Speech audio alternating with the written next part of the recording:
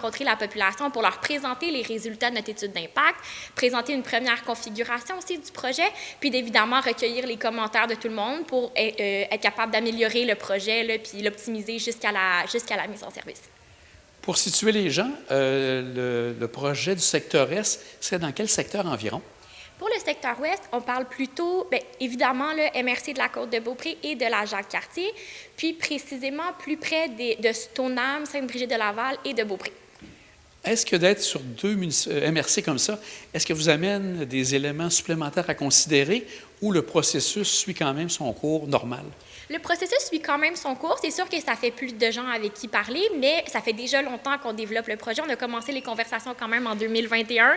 Donc, ça fait un petit bout déjà qu'on parle avec les MRC, puis les discussions vont bon train. Donc, c'est un élément à prendre en considération, mais ça fait partie du développement du projet. On parle d'un projet de 400 mégawatts. Ça peut représenter combien d'éoliennes que vous aurez besoin pour pouvoir avoir cette production? Présentement, le modèle d'éolienne n'a pas encore été choisi, donc c'est difficile de dire exactement, de mentionner exactement combien d'éoliennes on va avoir, mais on vise entre 57 et 67 éoliennes pour le projet secteur ouest.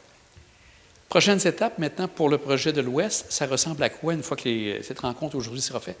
On aimerait faire une autre activité de consultation avant justement d'entrer dans le processus du BAP. Donc, on aimerait revenir à la fin de début de l'automne peut-être, fin de l'été, revoir la population pour encore présenter l'optimisation du projet. Comme je vous le disais, le projet est en cours d'optimisation. Donc, peut-être recueillir encore des commentaires, voir comment on est capable de bonifier le projet. Puis ensuite, il y aurait le processus du BAP qui s'enclencherait. Donc, l'avis de recevabilité déclencherait le processus du BAP. Donc, consultation puissance d'information publique et potentiellement suivi d'audience si c'est le cas ou consultation ciblée. Donc voilà, puis si tout se passe bien, on sera en mesure d'avoir une mise en service à la fin de l'année 2028. Maintenant, si on revient pour le secteur sud, la construction est en cours justement de ce parc éolien. Ça devrait se terminer à quel moment, vous pensez? Pour le secteur sud, on prévoit une mise en service à la fin de l'année 2026. Donc, on voit que ça bouge encore beaucoup. Absolument.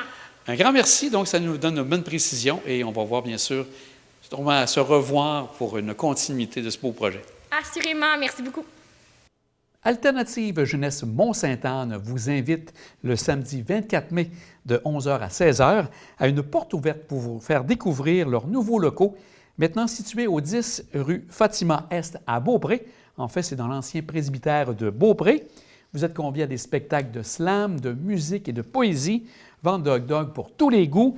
L'événement se déroule beau temps, mauvais temps. Les jeunes souhaitent vous voir en grand nombre. C'est tout pour une heure d'ici. Passez une belle semaine.